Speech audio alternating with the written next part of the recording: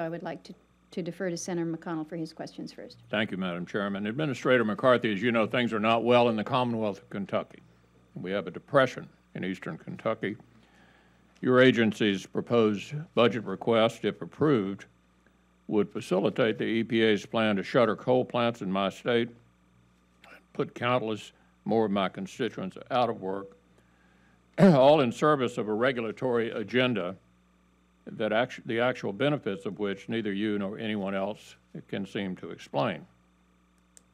My constituents want their dignity restored. They want to be able to work. They want to be able to provide for their families. You cannot guarantee your carbon regulations won't cost my constituents jobs. You cannot guarantee your carbon regulations won't raise their utility bills. You refused my multiple invitations to come to our state and discuss these regulations with my constituents.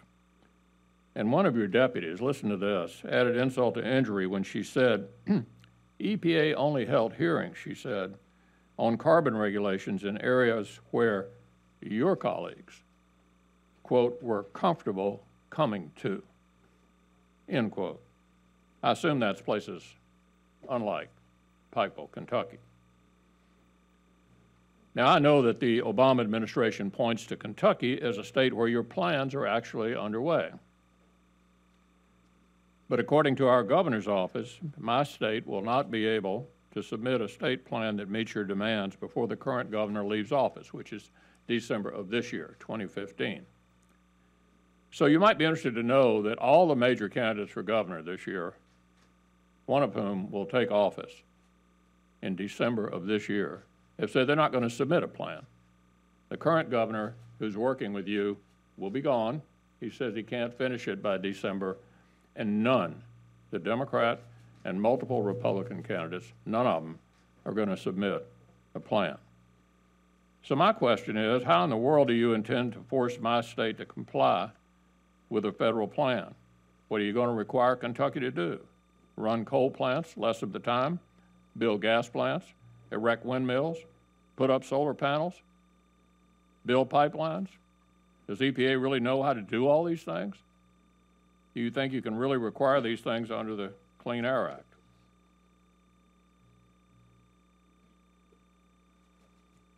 Well, Leader McConnell, thank you for your questions, and I appreciate your concerns. Let me try to answer them.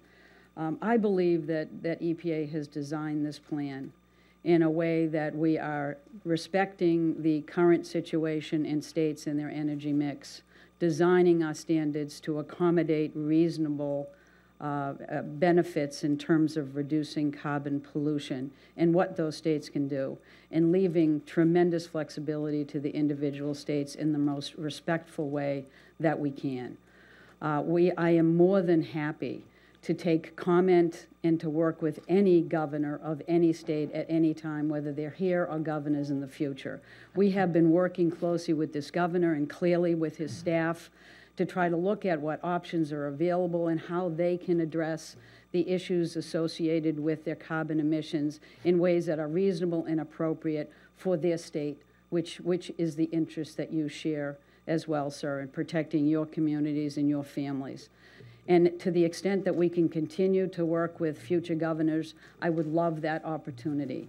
When you take a look at the comments that have been received, they are thoughtful, they are critical, and they are supportive, and we are looking at each and every one of them so this final rule can be something that every state can achieve and be proud of, and that we would continue to encourage every state to take the opportunity we have given them in this rule, which is to design the solution themselves in a way that meets their own needs and their energy projections. Well, if I may, I hate to interrupt, but I'd like to make sure I get some more in before I run out of time. That's fine. No problem, sir. So you got the current governor who can't finish before he leaves office in December, and the next governor is not going to file a plan. So I assume you will have to wrestle with that. So let me move on to another issue. You and your colleagues like to imply that Congress won't have a role in this process when you proposed the plan last year. You cited, for example, multi-state programs as a basis to ensure, quote, more flexibility and lower costs, end quote. Recently, one of your deputies told FERC that the multi-state plans are a significant part of your strategy. I'd like to acquaint you with Section 102C of the Clean Air Act requirements. Requires congressional consent for cooperative agreements.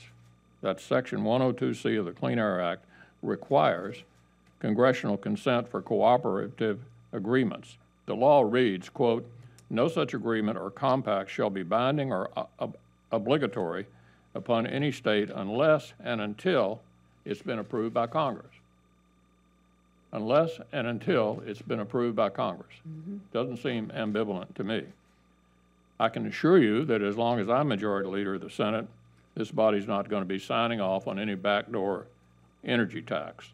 One final point, you've assured international officials that the U.S. is serious about imposing climate change regulations. I'd say what we have learned from your recent time on Capitol Hill, this is not the case. I would remind you the executive branch is only 1/3 of the U.S. government. The Congress, of course, didn't pass cap and trade back in 2009 and 2010 when the Democrats had very large majorities here. So the failure of Congress to sign off should signal to other countries that they should proceed with caution into the December 2015 climate talks in Paris. Any further thoughts? I'm about out of time. I'm sorry, let me just indicate, sir, that I believe that we're acting under the authority that Congress gave us under the Clean Air Act, and we are going to be producing a rule that will stand its test of time in the courts. Yeah, that's going to be the test. You're going to have to prove it in court, as you know. In the meantime, as we most often do. Yeah, in the meantime, we got a grim situation in Kentucky. Thank you, Madam Chairman. Thank you, Leader.